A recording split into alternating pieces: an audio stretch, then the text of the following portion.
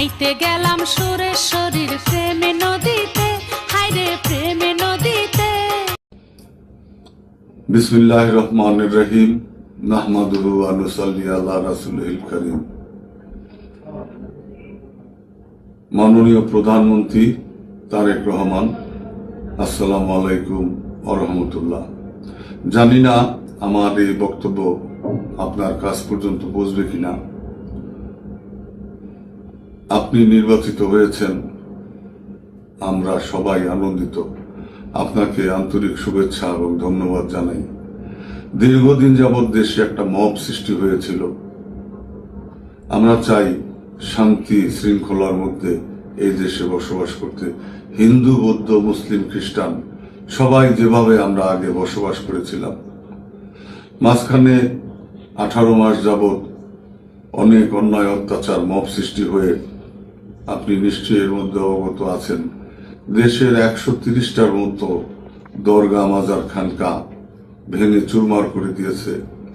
তাওহীদি জনতা নামে লুটপাট করেছে। আসলে এটা তাওহীদি জনতা নয়, এরা একটা নিজস্ব মতবাদকে এদেশে প্রতিষ্ঠা করার জন্য সাধারণ নিরীহ সুফিদের উপর অন্যায় অত্যাচার চালিয়ে গেছে। সুফিরা এই দেশে ইসলাম প্রচার করেছেন এবং নীরব একাকী তারা ধ্যান সাধনা, তাদের ইবাদত বন্দেগী করে ধর্ম পালন করে যাচ্ছে। এই দেশে সুফি কালচার দিয়েই সকল মানুষের কাছে পরিচিত তরিকত। এই তরিকতের বিরুদ্ধে একটি দল বা একটি গোষ্ঠী শত্রুতামি করে একে নিঃশ্বাস করার জন্য ষড়যন্ত্রে লিপ্ত হয়েছে। আমি আশা করি এই বিষয়ে আপনি অবগত আছেন। আমাদের তরিকতপন্থীদের থেকে আপনার সাথে বা আপনার সরকারে তরিকতপন্থী কেউ নেই। আমাদের কোনো নালিশের জায়গা নেই। আমরা কাকে জানাবো আমাদের তরিকতের দুঃখ কষ্ট, তরিকতের উপর অত্যাচার, নিপীড়ন? আমাদের যদি এরকম একটি ব্যক্তি আপনার সরকারে বা আপনার সাথে থাকতো, বা আপনার কান পর্যন্ত আমাদের দুঃখ বেদনার কথা পৌঁছে দেওয়ার কেউ থাকতো, আমরা আরো খুশি হতাম, আমরা আরো ধন্য হতাম। আপনি হয়তো জানেন অবশ্যই যে সারা বাংলাদেশে কোটি কোটি লোক, সংখ্যা বলে আমি সঠিক হয়তো বলতে পারবো না, 5 কোটি 6 কোটি যারাই হোক, সবাই তরিকতপন্থী, সুফিপন্থী। প্রত্যেকে এই নির্বাচনে আপনার পক্ষে কাজ করেছে। সবাই আপনাকে নির্বাচিত করার জন্য উঠে পড়ে নির্বাচিত করেছি আমরা। কেননা যদি অসাম্প্রদায়িকতা, জঙ্গিবাদ এই দেশে শুরু হয়ে যায়, প্রথমেই তাদের টার্গেট এই সুফি, পীর, মাশায়েখ, দরগা, মাজার, খানকা, আস্তানা, আউল বাউল, তাদের সকলের উপর। যে কারণে সবাই আপনার পক্ষপাতিত্ব করে আপনাকে এবং স্বাধীনতা মুক্তিযুদ্ধের পক্ষের শক্তিকে প্রতিষ্ঠা করার লক্ষ্যে ধানের শীষে ভোট দিয়ে নির্বাচিত করে গেছেন। মাননীয় প্রধানমন্ত্রী, জানি না আমার এই বক্তব্য আপনার নিকট পর্যন্ত পৌঁছবে কিনা, তবু আমি আপনাকে আপনার কাছে পৌঁছানোর জন্য আশা নিয়ে এই ভিডিও জাতির উদ্দেশ্যে বা আপনাকে উদ্দেশ্য করে প্রচার করব।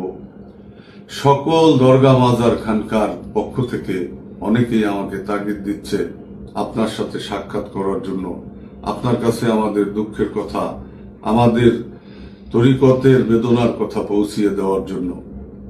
আমি আশা করি যদি আপনি এই ভিডিও আপনার কর্ণগোচর হয়, আমি ধন্য হব এবং আপনি আমাদের তরিকতপন্থীদের একটি ছায়াতলে, আপনার ছায়াতলে, স্নেহতলে ঠাঁই দিবেন। কেননা আপনার বাবা শহীদ প্রেসিডেন্ট জিয়াউর রহমান, আপনার মাতা বেগম খালেদা জিয়া, তিনি অলিয়া উলিয়াদের পছন্দ করতেন। আপনিও অলিয়া উলিয়াদের পছন্দ করেন এবং বিশ্বাস করেন। আপনি হযরত শাহজালাল, শাহপরানের দরগা জিয়ারত করে নির্বাচনে যখন অংশগ্রহণ করেছেন, আমরা তরিকতপন্থীরা সবাই একত্রিত হয়ে আপনার অনুকূলে কাজ করার সিদ্ধান্ত নেই এবং আমাদের বুক গর্বে ভরে গেছে।